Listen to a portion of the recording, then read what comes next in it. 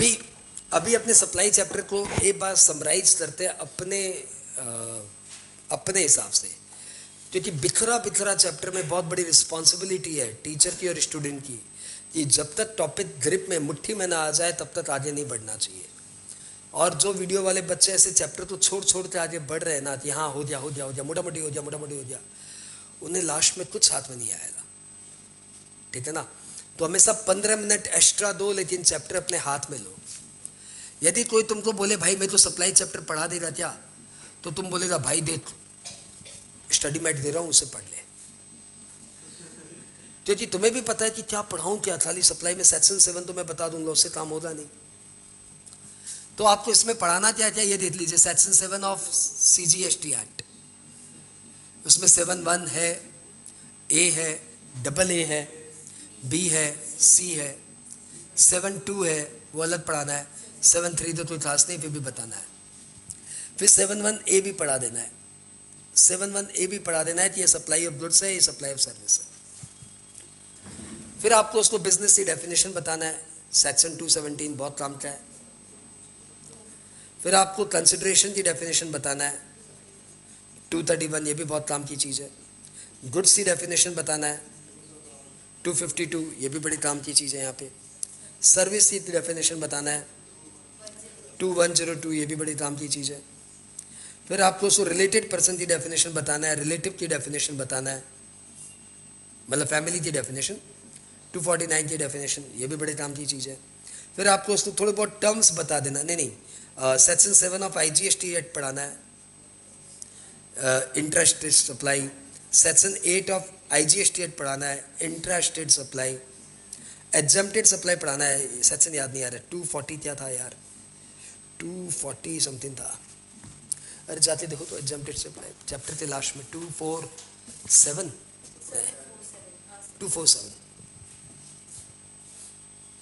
247 ये भी बता देना है। उसके अलावा आपको उसको कुछ से टर्म्स बताना है, प्रायोरिटी सेक्टर लैंडिंग सर्टिफिकेट क्या होता है, जॉइंट वेंचर का कैश कॉल क्या होता है, लैंडिंग ऑफ सिक्योरिटीज क्या होता है, कमिटमेंट चार्जेस क्या होता है, कॉस्ट पेट्रोलियम क्या होता है। ये सब छोटी छोटी बातें मिलाती इस टॉपिक को आश्चर्यजनक बनाती है। और कुछ हाँ डोनेशन वाला बता देना, अच्छा लगेगा उसको। और कुछ और डायरेक्टर वाला बता देना, ये भी मैं तुम्हें समझा दूंगा, आज मैंने नहीं बताया था तुम्हें, डायरेक्टर वाला बता देना। और कुछ सेज तो हो गया, समझ में हो गया। और कुछ अब ये जो इंडेक्स बनाना ये आप अपनी कॉपी में बनाना, एग्जाम डे के दिन टिक टिक कर देना, सब याद है सब याद है सब याद है सब याद है, तब ये बिखरा हुआ चैप्टर आपकी मुट्ठी में। 1-2 पॉइंट और ऐड हो जाएगा, हो सकता है जब आप स्टडी मैट पलटो तो 1-2 पॉइंट और डाल देना। एग्जाम के दिन हाँ ये आता है, नहीं तो कितना भी पढ़ लो और कितनी बार भी पढ़ लो, सप्लाई चैप्टर में बहुत बात है यार, पता नहीं कुछ छूट न जाए। अब देखो ये चैप्टर तुम्हें पूरा याद है क्या? अब देखो यहाँ देखने के बाद देखो तुम्हें याद है क्या ये चैप्टर पूरा? ये सारी बातें अपने फ्रेंड को सुना दोगे क्या? अग्रवाल जी आएंगे आपके घर में, सिखा दोगे क्या ये सब? बोलो बोलो, सिखा दोगे क्या? सिखा दोगे क्या? ऐसे शांत रहता है, सीखता तो बहुत अच्छा है।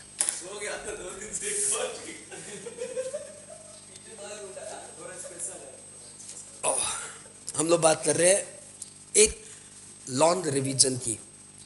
मुझे लगता है मैं 20 मिनट में सारा रिवाइंड कर दूंगा, और ध्यान रखना इसके बाद एक नया चैप्टर और कराऊंगा। क्लास जहां से स्टार्ट होती है वहां से 2.5 घंटे, समझा? छोटे थे वीडियो तो 2.5 घंटे का बनने दो। ये सारा हमें रिवाइंड करना है और बोल बोल के रिवाइंड करना है। आप कांस्टेंट मरमरिंग करते रहना, रियलाइज करते रहना कि आपको याद हो रहा है कि नहीं याद हो रहा है।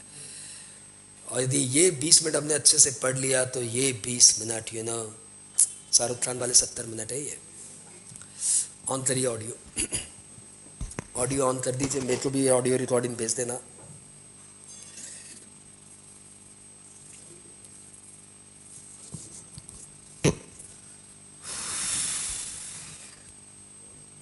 रेडी? क्या डाउनलोड कर रहा है? एक जन कर लेगा, तुमको भेज देगा यार।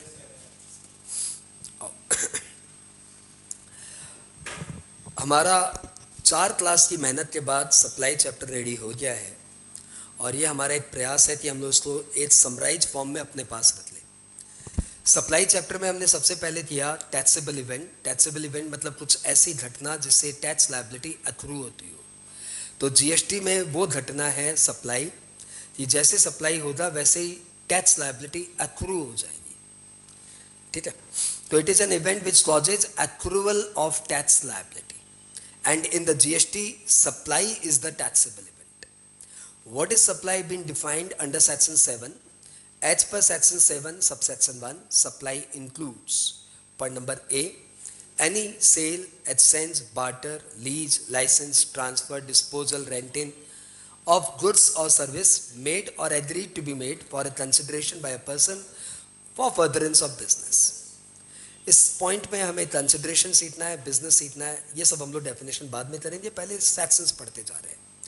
7(1) में बोला हुआ है कि mutuality is taxable if any person other than individual supply any goods or service to its constituent, to its member, then the constituent member and the person shall be treated as two different persons and shall be liable to GST, provided there is a consideration. 7(1)(b) में दिया हुआ है import of service for a consideration whether related to business or not will be treated as supply. 7(1)(c) में दिया हुआ है any transaction which is mentioned in schedule 1 even without consideration shall be treated as supply. So we move to schedule 1. As per schedule 1, any supply of goods or service to a related person or distinct person for furtherance of business shall be treated as supply. Number 2, any supply of goods by a principal to agent, यहाँ पे agent मतलब पक्का आड़तिया, who sells the goods without disclosing the name of the principal in his own name will be treated as supply. And number next, any supply of goods by agent to principal, यहाँ पे agent मतलब agent पक्का आड़तिया, will be treated as supply. Point number 4, any gift by employer to employee in excess of 50,000 during the financial year, then entire gift, full amount shall be treated as supply. उसके बाद हमने किया any import of service from a related person or distinct persons for furtherance of business shall be treated as supply. Last, any goods or capital goods or asset related to business on which earlier ITC has been claimed, now dispose of, shall be treated as supply. Dispose of or transfer. फिर हम लोग आते हैं 7(2), supply does not include. तो supply does not include any goods और service which has been so notified by the central government on the recommendation of the GST council. Further, any transaction specified in schedule 2 shall not be treated, sorry, schedule 3 shall not be treated as supply. अब schedule 3 में हम लोग आ जाए, हमारे को point सारे याद है, एक एक करके बोलते हैं। Number 1, any transaction of actionable claim other than lottery, betting, gambling shall not be treated as supply. MP या MLA की service shall not be treated as supply. Court या ट्रिब्यूनल की service shall not be treated as supply. कोई भी transaction of immovable property where the entire payment is made after completion certificate will not be treated as supply. Employee providing services to employer will not be treated as supply. Funeral, crematorium, mortuary, dead body transport service will not be treated as supply.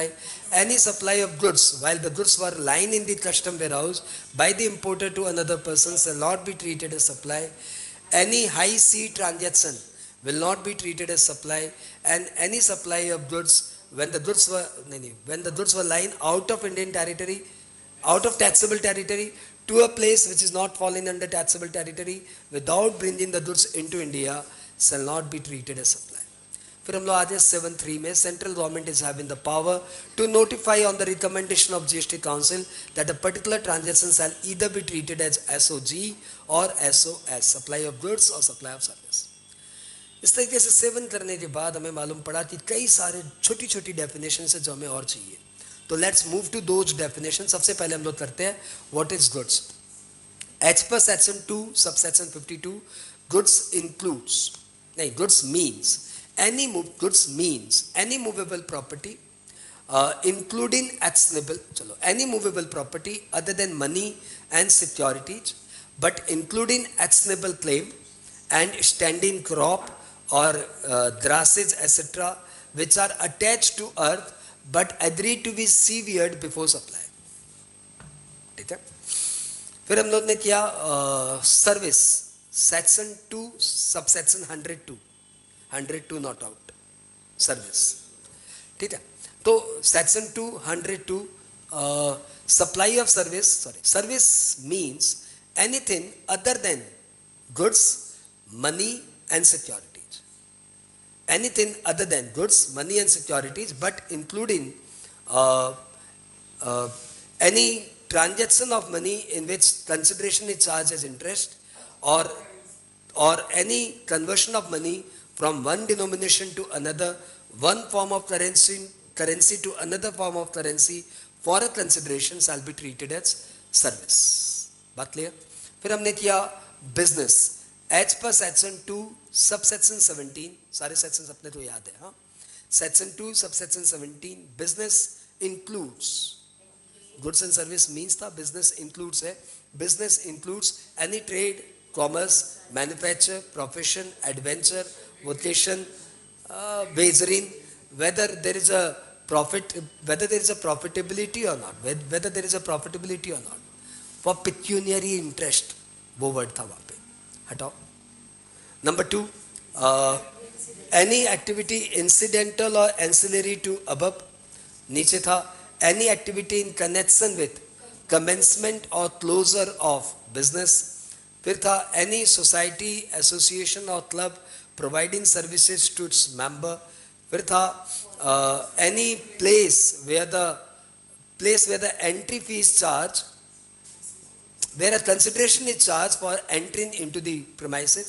With the holder of office, where the place is hold for furtherance of its business, race club की activities और government की कोई भी activities in which the government is acting as a public authorities.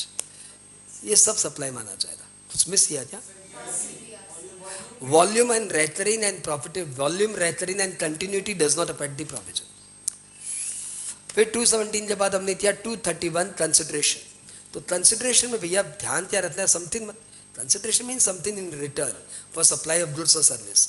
जो बातें ध्यान रखनी है, इट मे बी एडिक्वेट और इनएडिक्वेट, it may be moving from the recipient or from the third party, it may be in cash or in kind, it may be made or agreed to be made, and government subsidy will not be treated as consideration. Central and state government subsidy, वो आपको नचाएंगे कैसे? वो बोलेंगे local authority ने subsidy दी. तो आपको ध्यान रखना है, सेंट्रल और स्टेट गवर्नमेंट की सब्सिडी कंसिडरेशन नहीं मानी जाएगी, लोकल अथॉरिटी की सब्सिडी कंसिडरेशन मानी जाएगी. हाँ.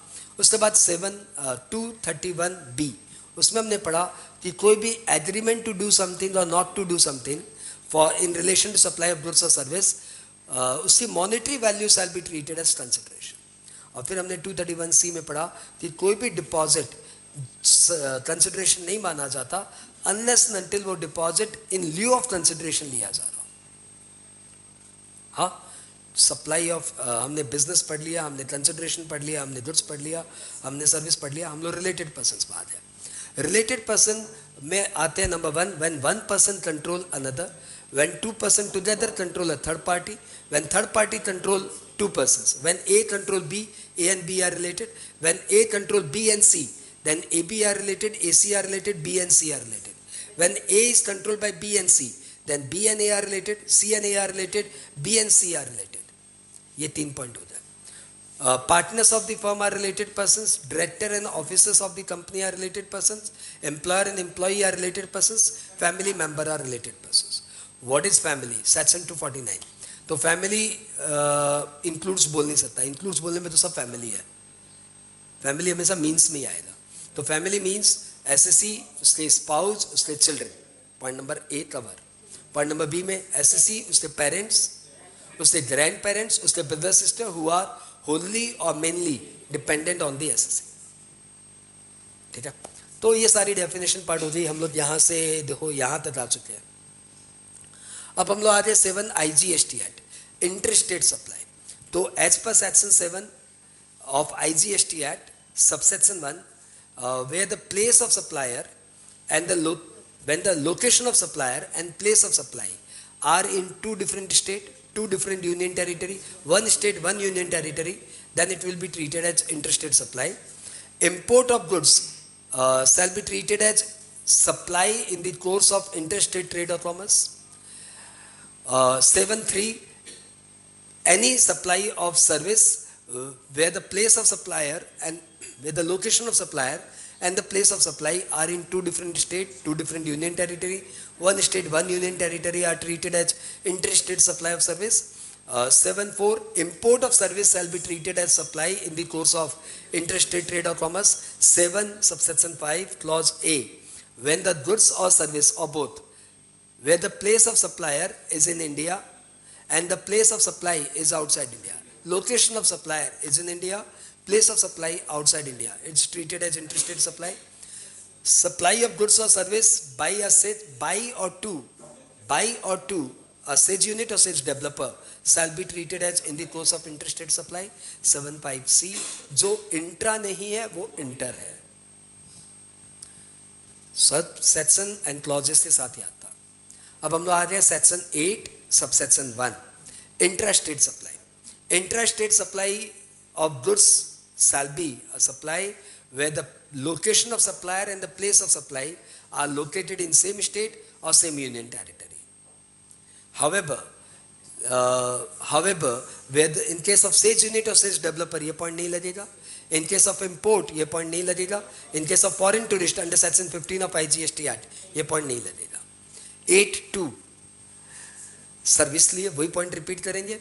In case of supply of service where the location of supplier and the place of supply are in the same state or same union territory, it is treated as intra-state supply of service. लेकिन sage unit और sage developer के case में ये point नहीं लगेगा। हाँ, ये हो गया हमारा सेक्शन 7 सबसेक्शन 8। अब हम ला रहे हैं exempted supply। Exempted supply as per section 247 इसमें आता है 3 चीजें। Number 1 non taxable supply, number 2 nil rated supply, and number 3 supply specified under section supply exempted under section 11 by central government। ठीक है, अब कुछ टर्म्स है जो हमें रटने नहीं है, बस बोलने से दिमाग में घंटी बजनी चाहिए। जैसे प्रायोरिटी सेक्टर लैंडिंग सर्टिफिकेट, इसका ट्रांजैक्शन सप्लाई ऑफ गुड्स माना जाएगा क्योंकि इसको सिक्योरिटीज नहीं मानते। ये बैंक दूसरे बैंक को अपना सर्टिफिकेट देती है जिनका प्रायोरिटी सेक्टर लैंडिंग ज़्यादा हो जाता है, वो लोग जिनका प्रायोरिटी सेक्टर लैंडिंग कम रहता है उनको ये सर्टिफिकेट बेचती है और पैसा, ये एसओजी माना जाएगा। Joint venture cash call is not a supply क्योंकि इसमें जो लिया जा रहा है दिया जा रहा है वो है कैश। तो वेंचरर यदि अपने जॉइंट वेंचर को कैश देता है एज अ कैपिटल कॉन्ट्रीब्यूशन तो सप्लाई नहीं माना जाएगा। कैश की जगह कुछ काइंड दिया होता है एज ए कैपिटल कंट्रीब्यूशन तो सप्लाई मानता। लैंडिंग ऑफ सिक्योरिटी सेबी ने परमिट कर दिया है और उसको सप्लाई ऑफ सर्विस के क्लॉज में डाला जाएगा। 18% जीएसटी लगेगा। कमिटमेंट चार्जेस, बैंक से आपने लोन सैंक्शन करवा लिया लेकिन लोन विड्रॉ नहीं कर रहे हो, लोन अवेल नहीं कर रहे हो, तो अनयूज्ड सैंक्शनड अमाउंट पे बैंक आपसे कमिटमेंट चार्जेस ले सकता है and that will be treated as tolerance, supply of service माना जाएगा। 0.5% मैंने एग्जाम्पल दिया था भाई मेरे, पकड़ मत उसको, छोड़ दो उसको। कॉस्ट पेट्रोलियम में government and the explorer are not treated as partner, rather they are treated as licensor and licensee. So the explorer is recovering its cost from the petrol on his own behalf. Therefore it will not be treated as supply. Donation, यदि donation दे के आप कोई सामने वाले से अपना business gain करवाना चाह रहे हो, then donation is a supply, otherwise donation is not a supply. Director अपनी कंपनी को कोई सर्विस देता है तो ये पूछा जाएगा कि डायरेक्टर ने जो कंपनी को सर्विस दिया वो कौन सी हैसियत से दिया, एम्प्लॉय की हैसियत से या डायरेक्टर की हैसियत से। एम्प्लॉय की हैसियत से दिया तो शेड्यूल 3 में फॉल कर जाएगा, employ service to employer is not treated as supply. और डायरेक्टर ने डायरेक्टर की कैपेसिटी में दिया तो वो आरसीएम से जीएसटी में लायबल होगा। अब एम्प्लॉय की हैसियत से दिया कि डायरेक्टर की हैसियत से दिया, ये हमको क्या मालूम पड़ेगा भैया। तो लॉ ने और क्लियर कर दिया कि फिर ये चेक करो कि कंपनी ने उस पेमेंट पे 192 में टीडीएस काटा है कि 194J में टीडीएस काटा है। यदि 194J में टीडीएस काटा है मतलब प्रोफेशनल सर्विस का टीडीएस काटा है, मतलब वो पेमेंट 194J वाला है, वो पेमेंट प्रोफेशनल वाला है, उस पर जीएसटी लगेगा। परंतु यदि कंपनी ने उसको 192 में टीडीएस काटा है, इसका मतलब कंपनी इस पेमेंट को एम्प्लॉय वाला पेमेंट मानती है, तो फिर इसके ऊपर जीएसटी नहीं लगेगा। ये 192 194J देके एग्जाम में पूछ सकता है। और भी यदि ऐसे छोटे छोटे एग्जाम्पल्स आपको नजर आए तो लिस्ट में बढ़ाते जाइएगा। जब भी रिवाइंड करें तो ऐसी कोई लिस्ट खोल के टिक टिक करके बोलते जाइएगा। That is the proper way to revise GST की छोटी छोटी बातें।